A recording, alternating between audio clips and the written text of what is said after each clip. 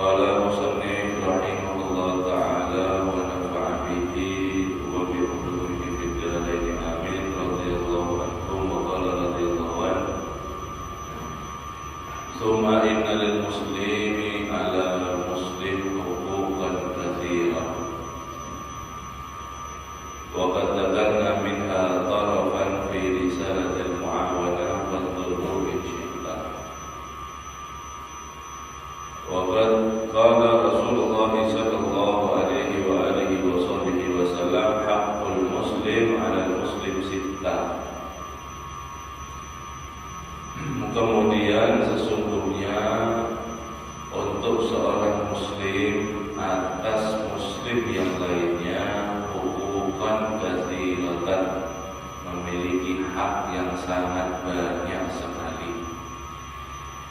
Telah benar-benar kami uraikan, yaitu ada di dalam kitab Risalah Mu'awanah.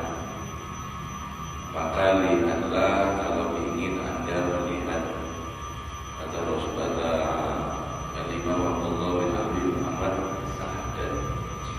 Dan benar-benar Rasulullah Shallallahu Alaihi Wasallam bersabda, hak seorang muslim atas muslim yang lainnya itu ada 6.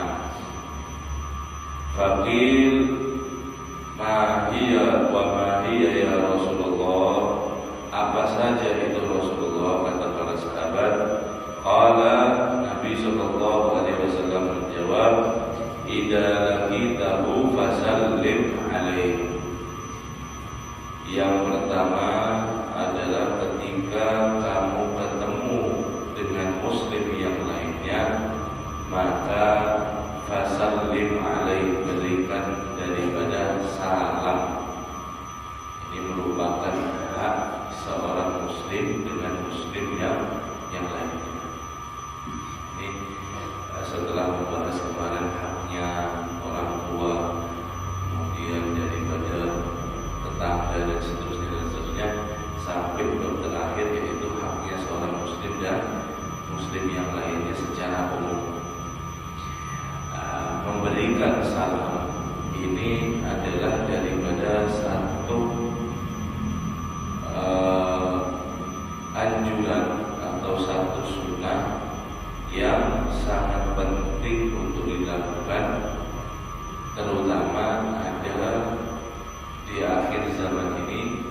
Sudah banyak mungkin di antara daripada umat ini kurang mengamalkan daripada sunnah ini. Mungkin kita biasanya bersalam pun itu sama yang kita kenal, tapi sesama muslim kita ini malah jarang untuk mengamalkan ini di akhir zaman. Sebabnya ini adalah hal yang penting. Di hadis yang lain Rasulullah SAW bersabda, la tadkhulunal jannah hatta tu'minu. Kalian tidak akan masuk surga, kata Rasulullah SAW, sampai kalian menjadi orang mukmin. Apakah cukup dengan mukmin? Tidak. Wala tu'minuna hatta tuhabu. Dan kalian tidak akan menjadi orang yang beriman kecuali kalian satu sama lain itu saling mencintai, saling penuh kasih sayang. Ala adullukum ala syai'in idza fa'altumuhu tahabbtum. Rasulullah SAW ngasih tips paling dasar untuk menanamkan di antara kita ini umat sesama muslim, yaitu saling mencintai. Apakah kalian ingin, kata Rasulullah, saya berikan sesuatu yang ketika kalian mengamalkan daripada sesuatu ini, kalian akan saling mencintai? Para sahabat menjawab, ya Rasulullah, kami mau. Afsu salam bainakum, maka tebarlah salam di antara kalian. Tebarlah salam, lazimilah, hidupkanlah salam di antara kalian. Jadi setiap ketemu satu dengan yang muslim itu adalah untuk ngasih salam. Tidak masalah. Kadang kan kita ini masalahnya sukan, ya kalau dijawab lah, sebelum sudah masalah yang lebih baik. Waktu lewat salam cuma ada dijawab sama buatnya, misalnya sama orang-orang, dikira apa nggak apa. Justru sebagian daripada ulama mengatakan kalau kita ini tidak dijawab, ya tentu hukumnya salam ini hadir. Hukumnya secara hukum kita memberikan salam itu hukumnya sunnah. Yang kecil sama yang besar ketemu, itu yang kecil memberikan salam sama yang tua, itu sunnah, ada aturannya. Kemudian kalau yang lewat memberikan salam daripada orang yang duduk-duduk misalnya. Kemudian yang sedikit, kelompok yang sedikit sunnah memberikan salam dulu kepada kelompok mungkin yang lebih besar, yang lebih banyak. Itu aturan. Kemudian hukumnya memberikan salam itu sunnah. Memberikan salam itu sunnah, tapi menjawab salam hukumnya wajib. Menjawab salam hukumnya wajib. Jadi kalau ada orang salam, kita wajib menjawab waalaikumsalam. Di sini ada perbedaan ulama. Ada perbedaan ulama. Kapan kewajiban itu gugur? Ketika si pemberi salam dengar jawabannya. Ini ulama berbeda ya, berbeda pendapat. Ketika kita salam kemudian kita tidak dengar orang menjawab daripada salam, maka kewajiban itu tidak gugur, ya masih ada. Akan tetapi kalau sudah terjawab, maka itu kewajibannya sudah gugur. Itu sisi daripada hukumnya, sisi daripada hukumnya. Jadi kalau tidak menjawab salam, ya dosa. Dan sebab wajib meninggalkan kewajiban hukumnya dosa, bukan makruh. Kalau makruh tidak masalah.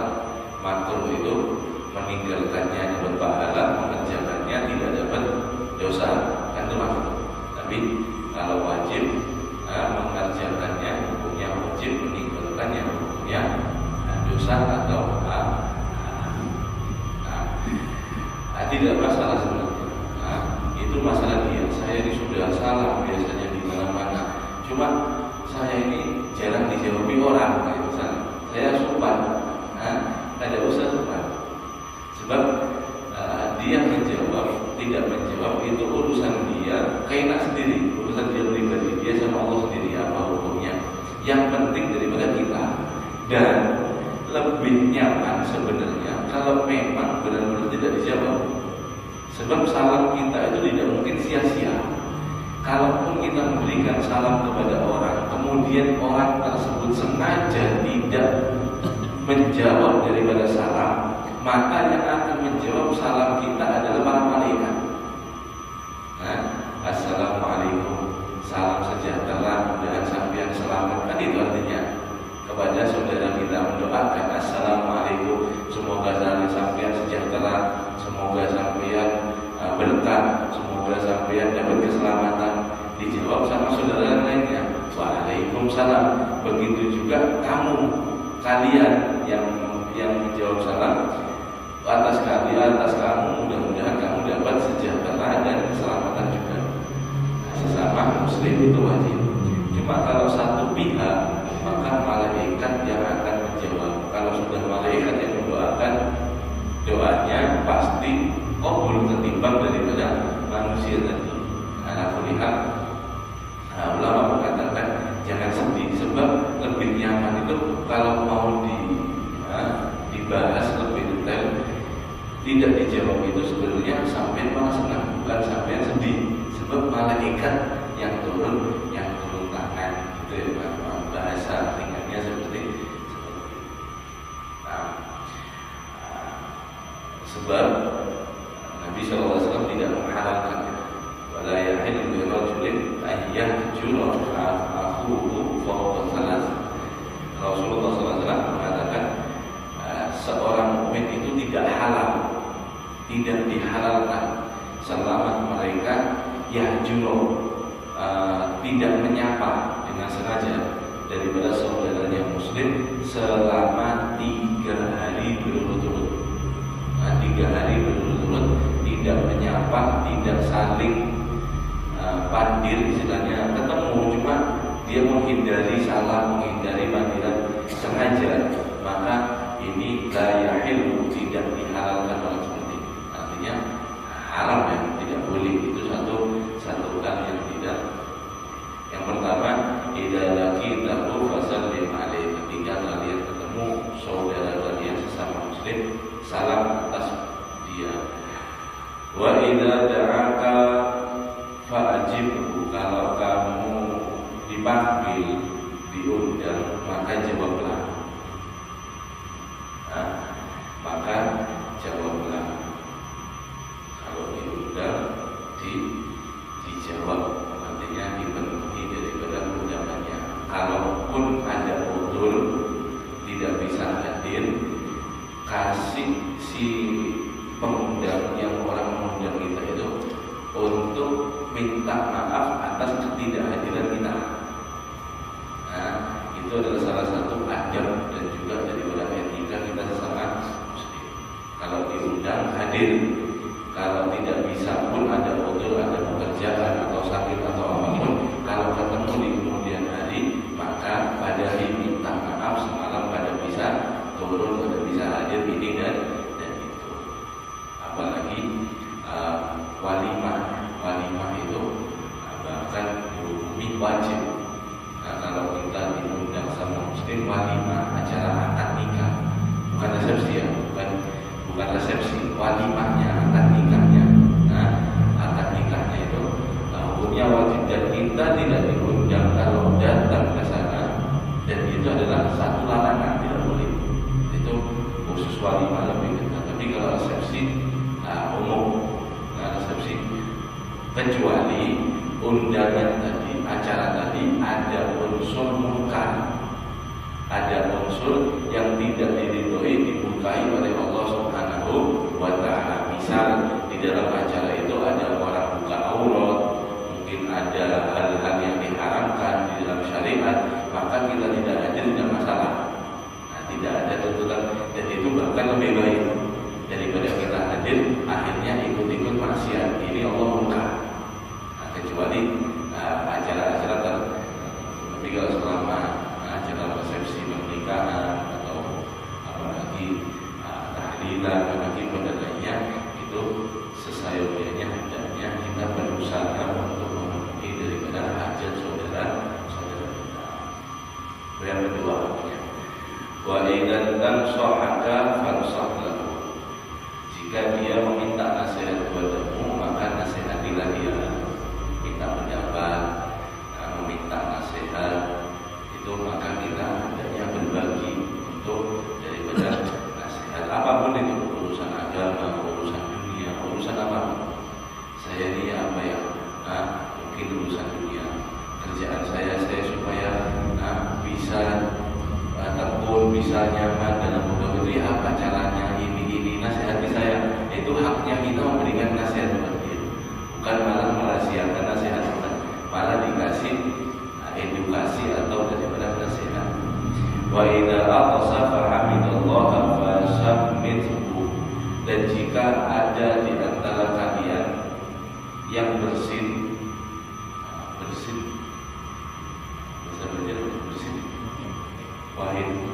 wahid ya. Kalau ada yang wahid di antara kalian, maka fahamidallah, ketika orang yang wahid yang bersin ini memuji kepada Allah, ajib sekali dia, alhamdulillah, maka fasyammithu. Tashmid di sini adalah doa kebaikan atas orang yang lainnya ketika bersin. Ya rahmatullah, semoga Allah merahmati daripada kamu. Ketika ada orang yang bersin, hajim misalnya, alhamdulillah, sampai dengar dia hamidallah, memuji Allah, maka kita sebagai yang dengar orang yang bersin kemudian memuji kepada Allah, kita menjawabnya ya rahmatullah, semoga Allah merahmati. Kemudian dijawab lagi oleh orang yang bersin tadi, Ighfir lana walakum, atau dalam riwayat yahdi kallah, semoga Allah memberikan kamu petunjuk. intinya ini adalah satu hal muslim, yaitu ketika daripada bersin. Sebab bersin itu kan dalam hadis itu kan menghilangkan daripada yaitu penyakit, atau dia itu membuat kita sehat, membuat daripada tubuh ini fresh lagi, itu dengan bersin, yaitu mengeluarkan penyakit. Dan kalau sekarang zaman teknologi itu sudah kelihatan, memang bersin itu ketika orang bersin itu kuman-kuman berantakan yang ada khususnya yang di tenggorokan sampai yang di hidung, di mulut, itu berantakan keluar. Nah itu berantakan daripada keluar. Di apa gitu namanya, imun atau bagaimana? Nah, itu ada sendiri itu catatan artikelnya daripada ilmu kedokteran. Itu Rasulullah SAW makanya menganjurkan untuk memuji Allah, alhamdulillah, nah dihilangkan daripada penyakit.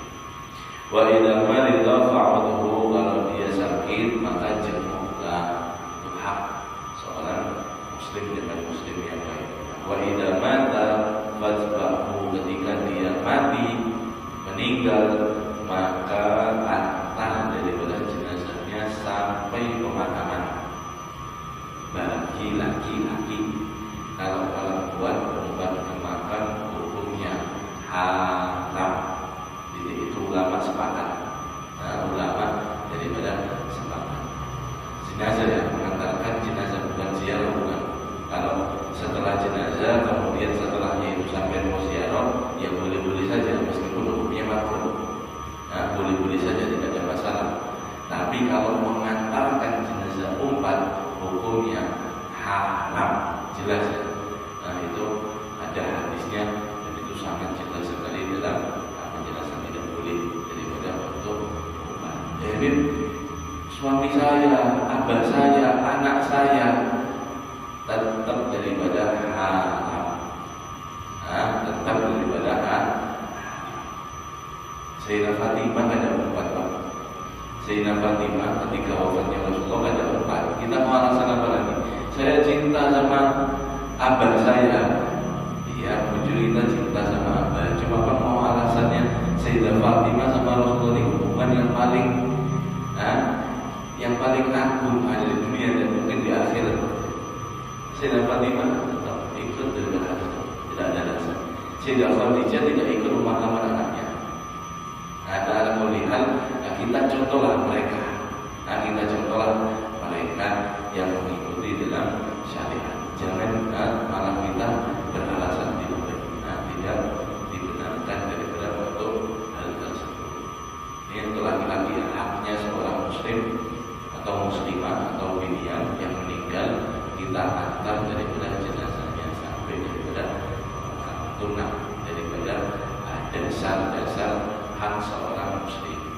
Wa min akadi huquqil muslim ala muslim, dan yang paling dikuatkan daripada untuk haknya seorang muslim atas muslim, an-nasihatu fid din, yaitu menasihati di dalam urusan agama. Itu yang paling penting.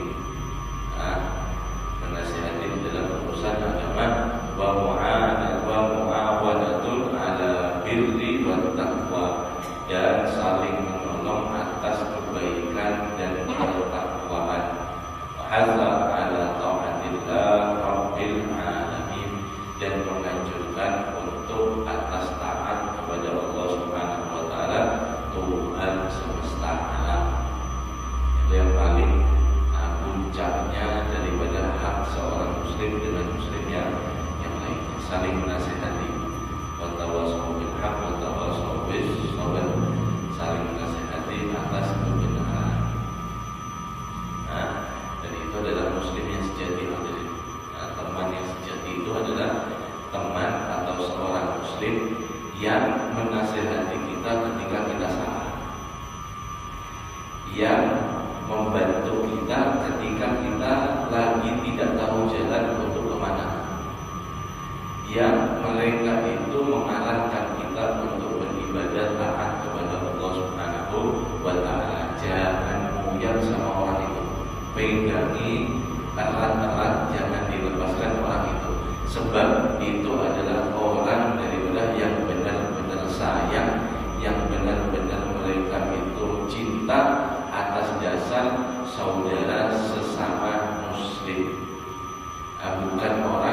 yang ketika kita salah malah kita dibenarkan dengan dipuji-puji.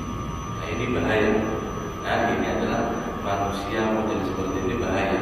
Kita salah, kemudian orang membenarkan kesalahan kita, bahkan kita dipuji. Nah bahkan kita dipuji yang sebenarnya tidak pantas dipuji, kita dipuji. Kemudian kita di sana bangga. Oh, ini bahaya ini harus dijauhi. Nah ini adalah penyakit ini. Buat apa? Sebab kita bisa lupa diri karena daripada pujian orang-orang seperti ini. Nah, yang harusnya kita ini selalu sadar dalam kesalahan dan juga perilaku kita, malah kita ini bangga akhirnya dengan kelakuan daripada kita. Itu sangat daripada bahaya, membuat diri kita ujub rasa atau daripada bangga diri. Nah itu membuat amal kita akan sirna atau hilang semua di dalam amal-amal daripada yang pernah kita lakukan. Wa min ahamil huquq satrul aurat, dan juga di antara yang penting hak-haknya seorang muslim dengan muslim yang lainnya adalah satrul aurat, menutup aib, wa tafrijul kurubat dan melapangkan daripada kesusahannya, wal muawanatu fil muhimmat, dan juga memenuhi keperluannya, wa qada'ul hajat, dan memenuhi daripada hajatnya, wa ighasatul malhuf, dan menolong bagi orang yang meminta pertolongan, wa nusratul madlum, dan menolong daripada yang terzalimi, yang tertindas, wa i'anatul dhaif, dan juga menolong yang orang yang lemah, wa taisiru 'alal mu'sir, dan memudahkan atas kesulitan, baik urusan dunia dan juga daripada akhirat. Apalagi ini terutama daripada mereka yang punya pangkat ya, wa taisiru 'alal mu'sir, dan memudahkan urusan umat ini atas daripada kesusahan. Jadi kita mudahkan, bukan malah disulitkan, bukan malah dimudahkan. Itu adalah hak. Nah, kalau sebaliknya berarti melanggar hak. Yang asalnya mudah dijadikan sulit, dijadikan ribet. Ini melanggar hak sama muslim dengan muslim yang lain. Wa tauqirul lil kabir, dan menghormati yang tua, wa rahmatul lis-shaghir, dan kasih sayang kepada yang kecil, wa alla yu'ti ahadan minal muslimin, dan jangan sekali-kali untuk mengganggu siapapun, satupun daripada orang muslim, wa la yastakhifa bihi, dan jangan meremehkan, merasa lebih mulia, meremehkan daripada dengan yang lainnya, wa la tahtakirahu, dan jangan kamu memandang sebelah mata sama yang meremehkan, wala yukhdila, dan jangan menghina kepada orang sesama muslim, wala yaskharu minhu, dan jangan meledek-ledek, maulut-ulut, diulut-ulut jangan, sama muslim jangan, wala yastahzi'u bih, dan jangan kamu membuat lelucon, bukan lelucon, digayai sampai diketawakan. Dia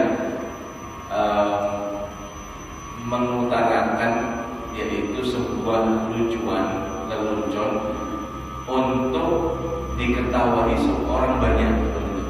Dia menjatuhkan orang dengan kata-katanya supaya diketahui dengan orang banyak. Ya sama kan, diulut-ulut itu lah. Cuma ini yang niatnya untuk merendahkan, ini tidak boleh. Nah ini larangan dalam Islam. Wa alla yaghusha ahadan minal muslimin, dan jangan sekali-kali menipu daripada satu pun daripada orang muslim. Wala yahsidahu, dan jangan kalian saling iri, dan jangan iri. Wala yahqida alaih, dan jangan dendam atasnya. Wala yadhunna bihi su', dan jangan berprasangka buruk kepada wa an yahtamma bi umuril muslimin, dan hendaknya memperhatikan daripada perkara-perkara urusan orang muslim, wa yafraha bimasalihim, dan senang dengan kesenangan daripada mereka, wa yahtamma bima yasuhum, dan sedih dengan apa-apa yang membuat sedih daripada mereka, wa an yahibba bisairihim ma yuhibbu li nafsihi, dan hendaknya dia selalu berharap, selalu berkeinginan di dalam kesenangannya dan semua daripada yang membuat dia senang, sebagaimana dia mengharapkan kesenangannya untuk dirinya. Wa yakrahu lahu ma yakrahu li nafsihi, dan mengharap ketidaksenangan, ketidaksukaan, apa-apa yang menjadi ketidaksukaan terhadap dirinya sendiri. Wa qad qala alaihi salatu wassalam, dan benar-benar bersabda Rasulullah sallallahu alaihi wasallam, la yu'minu ahadukum hatta yuhibba li akhihi ma yuhibbu li nafsihi. Tidak beriman di antara kalian, salah satu di antara kalian, kata Rasulullah, hatta sampai kalian yuhibba li akhihi, mencintai daripada saudaramu orang sama muslim, ma yuhibbu li nafsi, apa-apa yang kamu cintai untuk dirimu. Ini hadisnya jelas. Tidak beriman artinya tidak sempurna iman seseorang, yang mereka itu daripada sampai dia menyukai apa yang dia sukai, berharap kepada saudaranya. Dan kita ini kalau sama diri kita ini kan berharap baik-baik terus, berharap mudahan Allah banyak rezeki, mudahan sehat, mudahan ini, mudahan itu. Banyak yang kita cintai untuk diri kita sendiri. Nah sama itu taruh kepada saudara kita, mudahan si bulan ini banyak rezeki, mudahan bulan ini sehat, mudahan apa yang dia sukai itu menjadi harapan dia untuk orang lain juga. Sebaliknya, apapun yang tidak disukai, dia tidak mengharapkan kepada saudara yang lainnya. Artinya ini adalah merupakan satu daripada saudara seperti itu. Waqala alaihi salatu wassalam, dan Rasulullah SAW juga bersabda, al-muslimu lil muslim kal bunyani yashuddu ba'duhu ba'dahu. Ini Rasulullah memberikan gambaran muslim satu untuk muslim yang lainnya, sesama muslim, kal bunyan, seperti bangunan. Seperti bangunan. Yashuddu ba'duhu ala ba'da, yashuddu ba'duhu ba'da. Mereka saling menguatkan antara satu dengan yang lainnya. Seperti bangunan. Ini ada. Kita ini duduk di bawah bangunan, di masjid, di kota ini bangunan. Ini bisa berdiri tegak seperti ini sebab mereka itu saling paduannya itu pas. Artinya ada bisa bangun seperti ini, fondasi seperti ini, itu ada kandungannya, ada pasirnya, ada semennya, ada tanahnya, ada batunya, ada besinya, kan seperti itu. Satu dengan yang lain itu saling menguatkan. Bisakah pasir aja dibangun jadi seperti ini? Ya roboh aja, tidak kuat. Atau batu aja, ya tidak bisa, geser nanti jatuh. Itu tadi ada perpaduan. Begitu juga umat ini sesama muslim.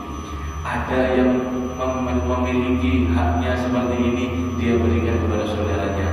Dia tidak punya, yang punya saudaranya memberikan. Jadi satu di antara yang lainnya ini saling menguatkan. Kalau sudah kuat, ya seperti bangunan. Mau ditendang, mau dihantam, mau diapapun, kena angin, ya kuat aja, tidak roboh. Kenapa sebabnya? Sebabnya fondasi bangunannya kuat. Nah ini juga kata Rasulullah SAW memberikan gambaran. Begitu juga daripada ulama, misalnya di kalangan masyarakat ulama, kemudian umaroh